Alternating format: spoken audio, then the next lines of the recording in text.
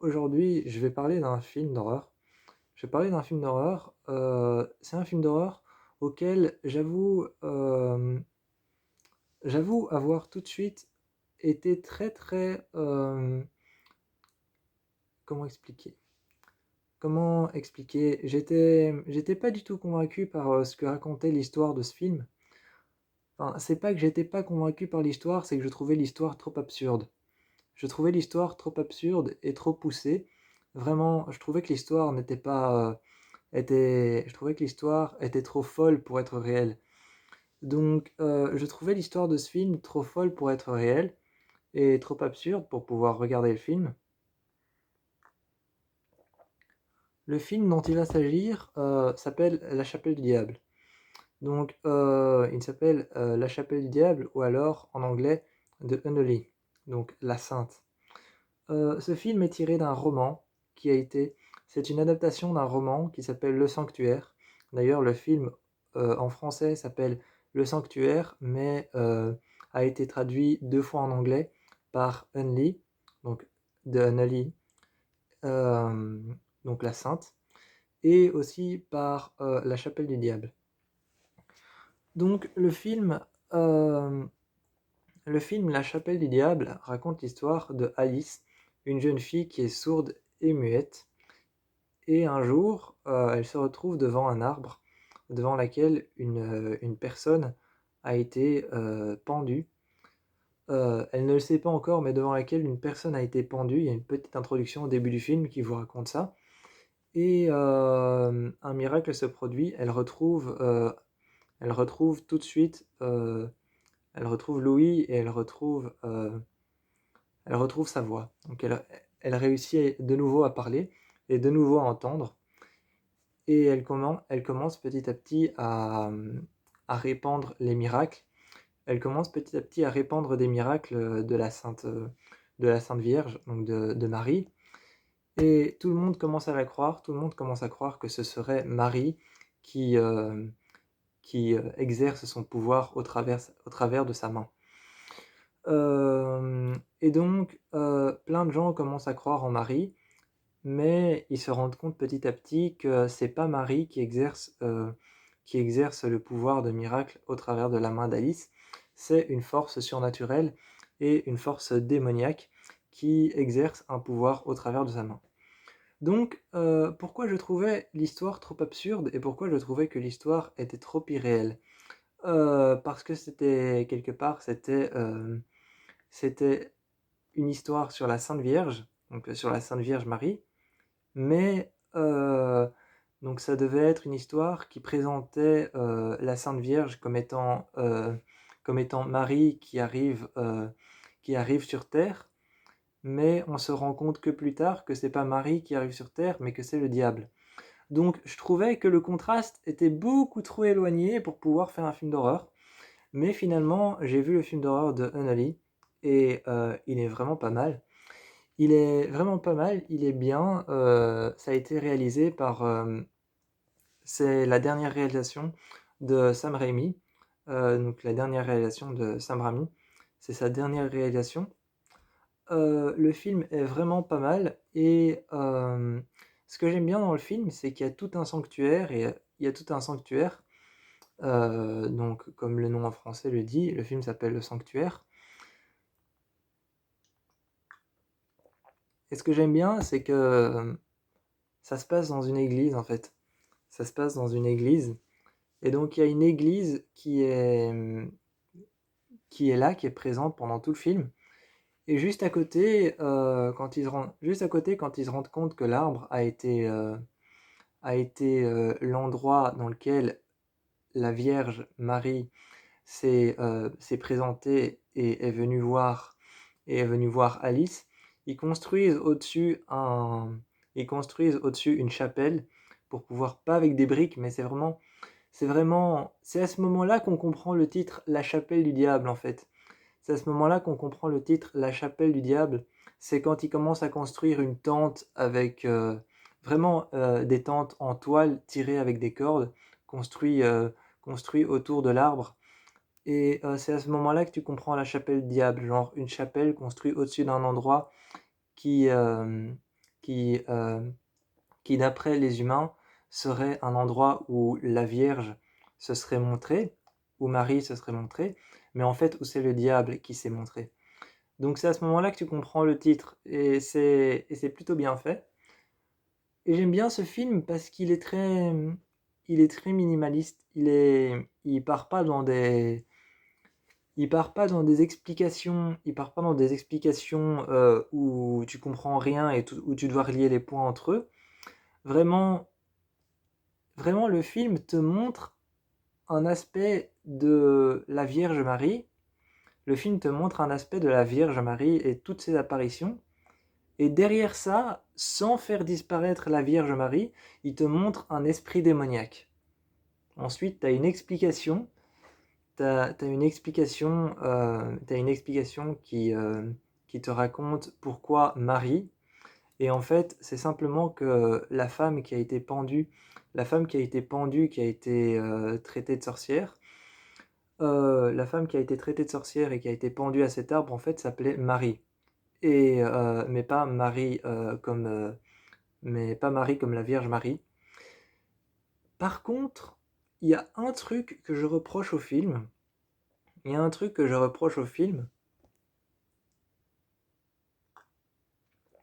Un moment, un moment, à la fin du film, ils font toute une messe pour proclamer l'amour de Marie. Ils font toute une messe pour proclamer l'amour de Marie. Et tout le monde se met à croire en Marie. Et tu vois Alice qui grimpe devant tout le monde sur une scène, sur une estrade. Et derrière elle, en fait, il y a l'arbre. Derrière elle, il y a l'arbre et elle grimpe sur une estrade. Et elle commence à demander à tout le monde, croyez-vous en Marie? Donc elle demande à tout le monde, croyez-vous en Marie? Croyez-vous? Ou alors ayez la foi. Et tu vois ses yeux, enfin, dans le film, t'entends des murmures, et tu vois ses yeux qui deviennent gris, qui deviennent opaques, comme les yeux d'un aveugle, en fait. Donc, et tu vois ses yeux qui deviennent comme les yeux d'un aveugle, opaques et voilés, et tout gris. Et puis quand ce voile opaque disparaît, ses yeux redeviennent normaux, comme ils étaient avant, brun foncé, mais avec la pupille toute dilatée, vraiment très dilatée, à 11%. Et juste, juste comme ça. Qui, qui, dans toutes les personnes présentes, qui avaient dans le public, aurait ne pas pu passer à côté de ce détail? Pourquoi? Je veux dire, pourquoi? Qui n'aurait pas pu remarquer ce détail dans toute la foule de monde qui avait devant Alice? Qui n'a pas pu remarquer que ses yeux étaient en train de devenir gris et revenaient à la normale et étaient en train de devenir bruns et avec les pupilles dilatées, très dilatées? Et, euh, et l'arbre derrière, tu vois que c'est un peu un arbre avec un tronc en tourbillon, un peu comme les oliviers. Et donc c'est un arbre un peu comme si on avait torsadé l'arbre et, euh, et les branches partent sur le côté. En fait, c'est juste deux branches écartées comme si on avait fendu l'arbre et le tronc est un peu torsadé et part un peu en tourbillon, un peu comme les oliviers. Et dans les torsades, dans les croisements du tronc, il y a des sortes de griffes, des sortes de lacérations, de petits trous fendus. Euh, Vraiment, ça se voit, ça se voit à des kilomètres que c'est un arbre à l'intérieur. Parce à la fin, en fait, tout prend feu. Encore un film que j'adore, parce que j'adore les fins des films d'horreur où tout prend feu. Donc encore un film d'horreur que j'adore. Mais ça se voit que l'arbre, les petits espaces ont été clairement faits et fabriqués à la main par la main de l'homme. Et qu'à l'intérieur de l'arbre, il y a des chalumeaux qui lancent du feu par ces petits espaces. Parce que tu vois quand le feu prend, le feu commence juste à brûler, mais dans un petit espace, dans ces petits espaces fendus. Et puis après, le feu commence à brûler tout l'arbre et part sur tout l'arbre et sur les croix qui sont suspendues à des fils rouges et à des fils oranges et à des fils jaunes. Après, c'est les croix qui se mettent à brûler, mais tu vois que ça commence juste à prendre feu dans ces petits espaces et puis qu'ensuite c'est l'arbre qui prend feu. Donc je reproche juste ça au film, c'est que l'arbre, on voit que c'est un faux et qui n'aurait pas pu remarquer dans toute cette assemblée de personnes que ses yeux devenaient gris alors qu'elle était devant tout le monde. Et puis déjà en plus, c'est foutu. Déjà en plus, c'est foutu parce que devant tout le monde, elle était en train d'entendre Marie qui lui disait des choses et qui lui disait vas-y, termine la prière pour que les gens puissent m'accorder leur foi. Et, et t'as Alice qui ne termine pas la prière, et t'as l'esprit qui s'énerve, t'as l'esprit de Marie qui s'énerve et qui dit Alice, si tu ne termines pas la prière, tu ne parleras plus jamais. Donc à ce moment-là, je veux dire, c'est cramé. À ce moment-là, c'est cramé.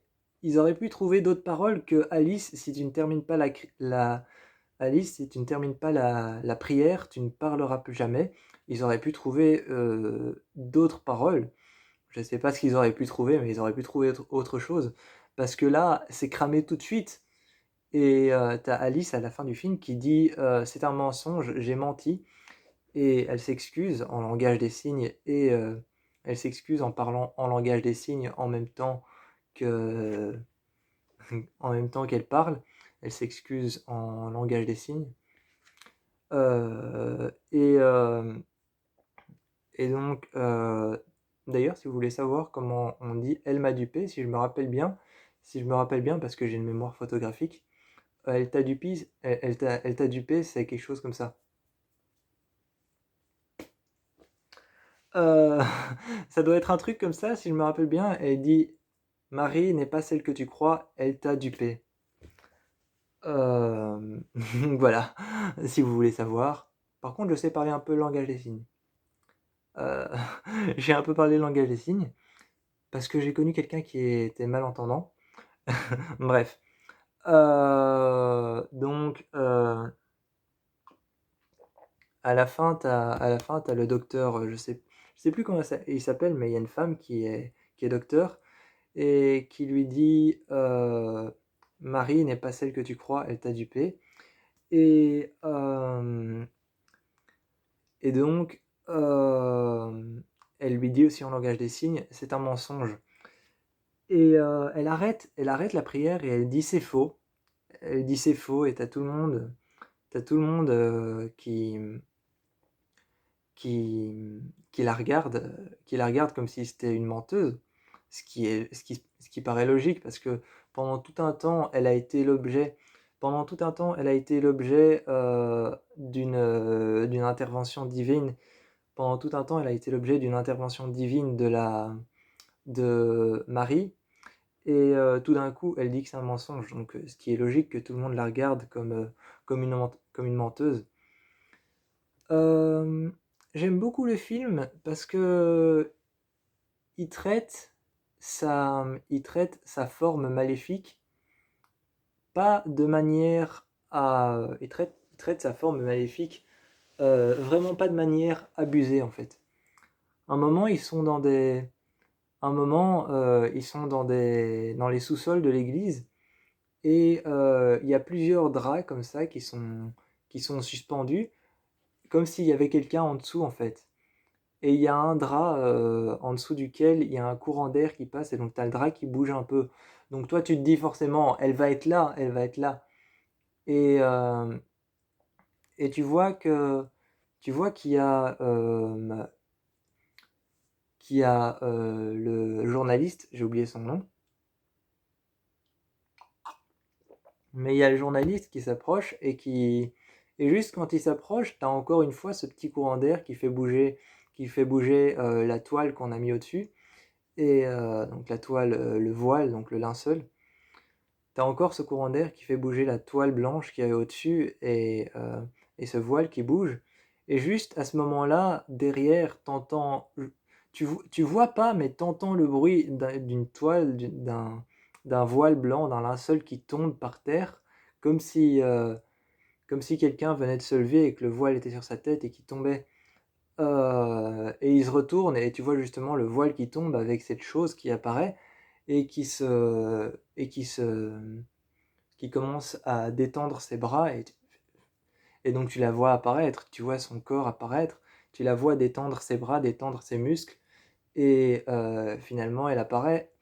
Et au lieu de faire comme dans tous les films d'horreur, genre à l'intérieur de la cave il va se passer quelque chose, cette chose va leur sauter dessus et va accrocher un des deux au sol et va le tenir au sol. Au lieu de faire ça, ce qu'ils ont fait, c'est qu'ils ont simplement fait les deux personnages qui partent et qui réussissent à échapper à cette chose. Et tu les vois sortir tu les vois sortir des lieux, sortir de la cave. Et sur le sol à l'extérieur, ils sont de nouveau à la lumière. Et t'as juste la main de cette chose, t'as juste la main de cette chose en gros plan devant toi qui va ouvrir ses doigts comme ça, comme pour essayer de les attraper. Et c'est assez intéressant de traiter le mal dans ce film parce qu'il ne le traite pas comme une grosse chose énorme. Il le traite pas comme une grosse chose énorme, comme la grosse bébête ou comme le gros monstre. Il la traite simplement de manière à ce que le mal ait trompé le bien. Et justement, ce qui est tout le sujet du film, hein, c'est le mal qui trompe le bien et qui se sert du bien pour faire le mal. Et, euh, et donc, aussi, par exemple, t'as un passage où le prêtre, l'oncle de Alice, doit récupère un manuscrit dans une, euh, dans une fente, une petite fenêtre, une, pe- une, pe- une petite fenêtre comme il y a dans les châteaux, les petites fentes. Ça a un nom, je sais plus comment ça s'appelle. Et donc il doit récupérer un truc là-dedans, quelque chose, un petit manuscrit dans ces petites fentes ouvertes. Et il met sa main dedans et il récupère le manuscrit. Et quand il le récupère, il y a un souffle, il y a un souffle d'air, et il se retourne, et tu vois la caméra qui filme de derrière la fente. Donc tu vois la caméra qui filme de derrière la fente, de derrière la petite fente ouverte. Et tu as la caméra qui se retire petit à petit, qui recule petit à petit. Et tu vois au travers de la petite fente, de l'espace, du petit espace, tu vois le prêtre avec le manuscrit en train de feuilleter les pages. Et plus la caméra se retire, plus tu vois apparaître cette chose, et tu vois la caméra qui se retire, qui fait apparaître cette chose, et tu as le visage de cette chose qui apparaît avec son masque cloué sur son visage, un masque en métal cloué sur son visage qui ressemble à la Sainte Vierge. L'explication est dans le film. L'explication est dans le film, en fait, voilà, elle a juste un masque qui ressemble à la Sainte Vierge qui a été cloué sur son visage. Et plus la caméra se retire, plus tu vois apparaître son visage avec le masque cloué sur son visage qui ressemble à la Sainte Vierge. Et c'est assez cool d'avoir traité la chose de cette manière-là. T'as aussi un bref passage où t'as le prêtre qui rentre dans, dans les petites cabines où tu vas te confesser. Donc t'as le prêtre qui rentre dans les petites cabines, dans les confessionnals, voilà. Les confessionnals. Donc il rentre dans le confessionnal parce qu'il a vu que la porte était ouverte et s'était refermée. Et d'ailleurs, quand il rentre dans le confessionnal, ce qui est bien, c'est ils ont demandé à l'acteur de jouer comme si il était un peu embêté, comme s'il était un peu embêté, un peu lassé. Et justement, avant de rentrer, quand il rentre dedans, il dit, vous savez, ma fille, que les confessions se font avant 14 heures et avant une autre heure. Donc il a l'air un peu lassé et embêté de faire ce confessionnal, embêté de faire cette confession. Et d'abord, c'est une femme qui parle toute gentille et qui dit j'ai ôté de nombreuses vies, j'ai fait du mal à de nombreuses personnes, j'ai j'ai éradiqué plusieurs peuples, elle dit des choses comme ça, et elle parle avec une voix toute douce de femme, normale. Normale, même si j'aime pas ce mot, je cherchais un mot pour pas utiliser le mot normal. Et donc elle parle avec une voix à peu près simple, et elle dit: «J'ai ôté de nombreuses vies, j'ai amené de nombreuses âmes à la perdition, et j'ai péché de nombreuses fois». Et alors, toujours l'air lassé, t'as le prêtre qui dit, enfin t'as le prêtre qui dit: «Vous direz 3 Je vous salue Marie, et ce sera bon». Et là, à ce moment-là, t'as la confession qui part en couille, t'as la confession qui part en couille totale, et elle commence à dire des choses comme: «J'ai ôté de nombreuses vies, j'ai ôté de nombreuses vies, j'ai amené beaucoup d'âmes à la perdition. La dernière fois que j'avais une personne devant moi, je lui ai ouvert la gorge pour pouvoir voir son dernier souffle de vie s'échapper». Donc elle commence à dire des choses comme ça: «J'ai amené de nombreuses âmes à la perdition, je les ai égorgées pour pouvoir voir leur dernier souffle de vie s'échapper». Et alors, elle dit: «Croyez-vous que votre simple Dieu pourra m'empêcher? Ou alors croyez-vous que votre simple Marie pourra m'empêcher? Voyons voir quelle est la plus forte, elle ou moi». Et là, t'as la confession qui parle, qui part en totale couille, et c'est vraiment, elle part ça dégénère, quoi, ça devient n'importe quoi, et ça devient n'importe quoi, mais c'est bien, ça fait peur. Et t'as le père qui finit la confession et qui sort, et il y a justement, quand il sort, il y a cette force maléfique qui est devant lui, et j'aime beaucoup, le style de la force maléfique.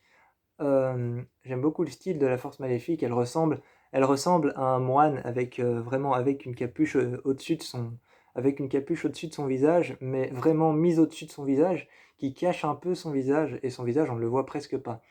Et tu cette chose qui met ses mains comme ça, et tu vois que ses doigts continuent à bouger quand ses mains sont comme ça, et elle tourne la tête, et il y a une corde, à son cou, et au lieu de faire genre la corde accrochée à son cou comme ils ont fait dans La Nonne, je prends ça pour exemple, dans La Nonne, ils ont fait un jumpscare et un screamer où il y a une nonne qui marche, dehors, une religieuse qui marche dehors, et qui a son voile, et elle a une corde accrochée au cou, et la corde, justement, le reste de la corde qu'elle a accrochée au cou, une corde de pendu, traîne par terre quand elle marche. Et là, au lieu de faire ça, ils ont fait, cette chose qui met ses mains comme ça en prière, et la corde est accrochée à son cou, et tu la corde qui se relève sur le côté et qui commence à flotter dans les airs. Et quelques minutes après, on a un grand panorama de toute la salle de prière, donc de toute la messe. On a un grand panorama de toute l'église qui est vide, et tu vois tomber un corps, et c'est le prêtre, en fait. Et c'est le prêtre qui tombe. Donc, prenez vraiment, très au sérieux cette corde qu'elle a autour du cou, parce qu'en fait, c'est un indice de ce qui va se passer après. C'est un indice de ce qui va se passer après, donc prenez très au sérieux cette corde qu'elle a autour du cou, qui est en train de grimper, parce que c'est un indice de ce qui va se passer après. Donc, le film, ouais, est plutôt pas mal, même si j'avais pas du tout compris. J'avais pas du tout compris, l'histoire. Je me suis dit: Marie qui est le diable, Marie qui se présente sur terre et qui devient finalement le diable, Marie au travers du corps du diable. J'avais pas compris comment ça se passait, et non, l'histoire est plutôt pas mal, elle est bien ficelée, et elle a de très bons, vraiment, de très bons, jump scares et de très bons screamers.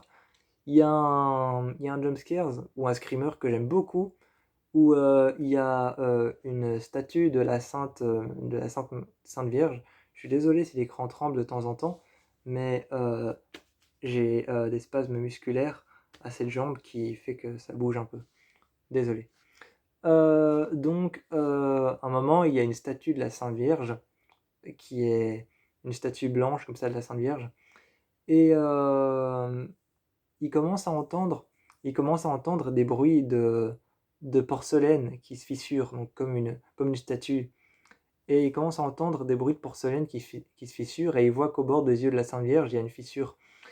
Et tu le prêtre qui s'avance un peu plus, et t'as le prêtre qui s'avance un peu plus, ou alors c'est le journaliste, je sais plus, mais à ce moment-là, je sais que le journaliste était en train de parler à un prêtre, et il s'avance un peu plus, et il y a la statue de porcelaine de Marie, justement, qui commence à se fissurer complètement, et qui tombe petit bout par petit bout, et derrière le visage de la statue de porcelaine, tu vois le masque de cette chose maléfique qui apparaît, et t'as la statue qui explose, et t'as cette chose qui est là au milieu, et qui regarde le prêtre qui est en train d'essayer de l'exorciser avec des paroles en latin.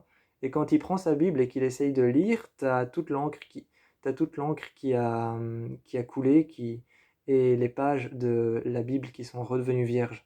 Donc au lieu de faire, et ça j'ai trouvé très cool comme jumpscare, parce que au lieu de faire la Bible qui commence à prendre feu, ou alors les pages qui se tournent toutes seules, ou alors le prêtre qui est étranglé, égorgé par son crucifix avec une force incroyable, et qui n'arrive plus à l'enlever, avec la petite croix qui lui rentre dans le cou, et sa chaîne qui lui accroche le cou.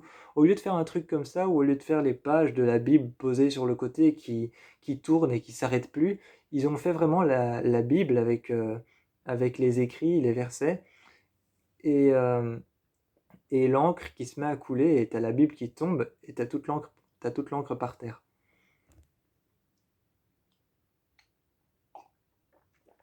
J'aime aussi beaucoup le moment, où ils veulent arrêter cette chose, et la manière d'arrêter cette chose, c'est que la poupée des moissons dans laquelle, parce qu'il y a une poupée des moissons, c'est genre une petite poupée dans laquelle l'âme de cette chose a été, enfin l'âme, je sais pas si c'est un démon, donc il n'a pas d'âme.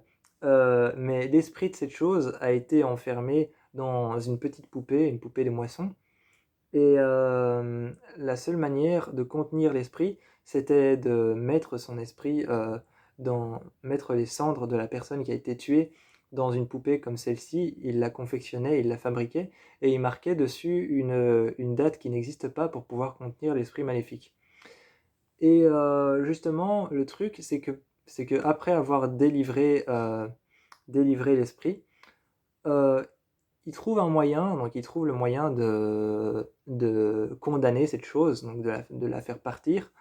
Et le seul moyen de la condamner, de la faire partir, c'est de brûler cette poupée.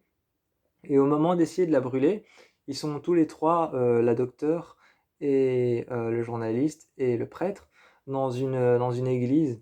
Et il y a une grande croix avec Jésus crucifié dessus, qui prend feu juste au moment où t'as le journaliste qui se confesse d'un péché. Justement, c'est lui qui a libéré la force maléfique. Donc juste au moment où il se confesse de ce péché, juste au moment où il dit c'est moi qui ai libéré la force maléfique, comme ça, je dis comme ça, je vous laisse découvrir, mais juste au moment où il dit j'ai laissé entrer dans notre monde cette force maléfique comme ça, euh, eh bien, t'as le prêtre et la docteure qui lui demandent pourquoi est-ce que vous n'avez pas dit ça plus tôt, et t'as juste après ça, juste après, comme si c'était lié à son péché, t'as la croix qui brûle et qui tombe sur le prêtre, et t'as le prêtre qui prend feu.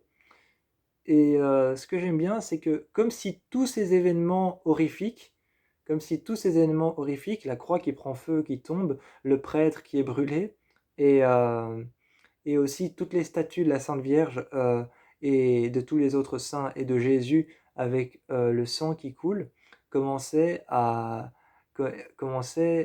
juste à ce moment-là, parce que c'est comme si c'était lié à son aveu et à son péché. Moi, je vous fais plein de bisous, et je vous encourage à aller voir La Chapelle du Diable, qui est un super bon film.